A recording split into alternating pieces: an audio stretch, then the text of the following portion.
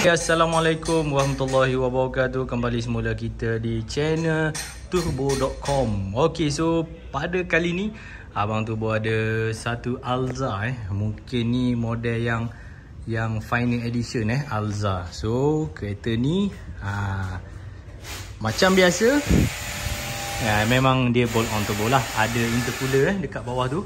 Okey, so setup dia macam ni. Nampak? Yang ni Abang Turbo terima. Owner yang buat dekat mana Abang Turbo tak tahu. Yang ni dia panggil blow in. Sebab apa?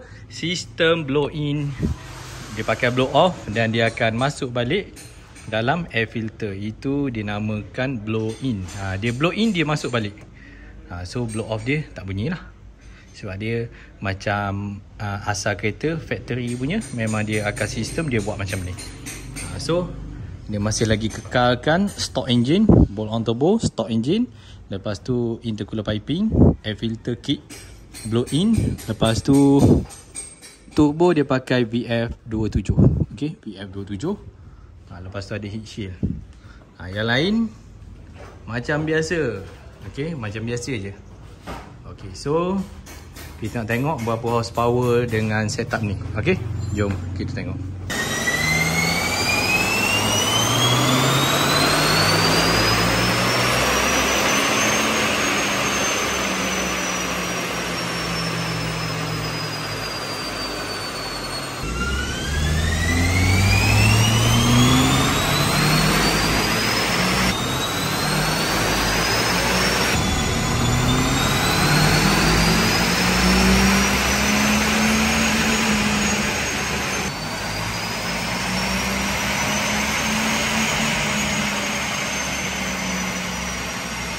Okay, so yang ni kereta ni dah ada boost controller.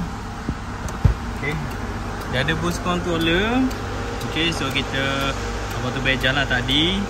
Bila dia buat low boost ni, okay, bila kita set low boost, kosong duty. Bila kosong duty, okay, kita tengok bila kosong duty, kita tengok boost berapa bar Okay. Okay, untuk high boost kita akan buat 16% tengok. Okey. Okey, ni 15%, 16% duty. Okey, nanti nampak ada naik. Dia akan naik 0.65. Dan tadi 0.55, 0.65, naik sikit lah. Sebab kita pakai actuator punya setup, spring dia pun lembut. Jadi kita naik sikit-sikit lah dia naik. Kalau pakai spring berat, keras, kita naik sikit pun dia naik banyak boost. Okey, tu bezanya kalau spring lembut dengan spring keras. So kita nak buat lebih-lebih pun dengan engine stock 0.6 ni dah maksimum. Kalau nak lebih lagi internal dalam memang kita kena buat. Okey. So sekarang ni dah 140 lebih dah. Kita tengok lagi apa yang kita boleh buat. Okey, untuk kereta ni dia pakai apa tau? Airflow pun dia pakai. Kita adjust airflow pun kita adjust. Clamp voltage pun kita clamp. Injector pun pakai. Initial harness. Okay, initial timing. Lepas tu sub injector pun pakai. Banyak map yang kita kena buat. Lepas habis tu kita pun set. Okay, so last kali kita dapat 145 dengan boost 0.6.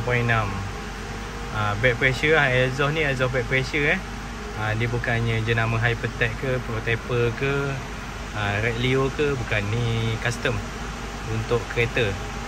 Ni tak ada jack roll, tak ada. Okey, alhamdulillah kita dah selesai sesi dyno tuning. 145.7 horsepower dengan boost 0.6. Dia punya torque dia tinggi 225.